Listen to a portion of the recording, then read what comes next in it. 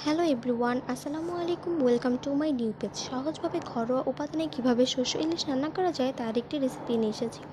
দেরি না করে শুরু করা যাক আজকের রেসিপি। প্রথমে আমি দুটি মাছ নিয়ে কেটে ভালোভাবে ধুয়ে নিব। লবণ, হলুদ ও মরিচ বাটা দিয়ে মাছটিকে ভালোভাবে মেখে নেব।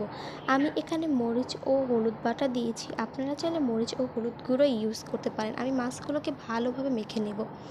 চুলায় একটি প্যান বসিয়ে আমি এখানে সরিষার তেল ইউজ করেছি, আপনারা চাইলে সয়াবিন তেল ইউজ করতে পারেন। মাছগুলোকে আমি এক এক করে সাজিয়ে দিব। এবার মাছগুলোকে উল্টিয়ে পাল্টিয়ে সুন্দর করে ভেজে নিতে হবে।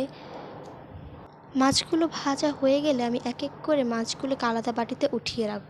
তারপরে এই অবশিষ্ট তেলগুলোর মধ্যে আমি পেঁয়াজ কুচি দিয়ে দিব।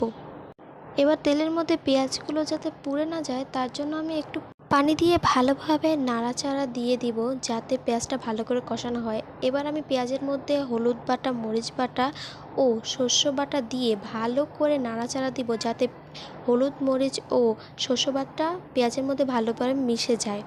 ভালোভাবে নাড়াচাড়া দেওয়ার পর আমি এখানে স্বাদ মতো লবণ দিয়ে ভালোভাবে নাড়াচাড়া দিয়ে দিব। মশলাটাকে ভালোভাবে কষানোর জন্য আমি এখানে আবার একটু পানি দিয়ে দিব, যাতে মশলাটা সুন্দরভাবে কষানো হয়। এখানে মশলাটা ভালোভাবে কষানো হয়ে গেলে আমি এখানে এক এক সব মাছগুলোকে দিয়ে দিব। এবার আমি একটু নাড়াচাড়া দিয়ে 10 মিনিটের জন্য মাছগুলোকে ঢেকে দিব। 10 মিনিট পর এসে ঢাকনাটা খুলে মাছটিকে উল্টিয়ে পাল্টিয়ে দিয়ে আবার 10 মিনিটের জন্য মাছটিকে ঢেকে দিব। এবার 10 মিনিট পর এসে ঢাকনাটা সরিয়ে মাছটিকে সুন্দর করে নাড়াচাড়া দিয়ে নামিয়ে নেব। এই তো হয়ে গেল আমাদের ঘরোয়া উপাদানে সহজে শস্য ইলিশ রান্না করা।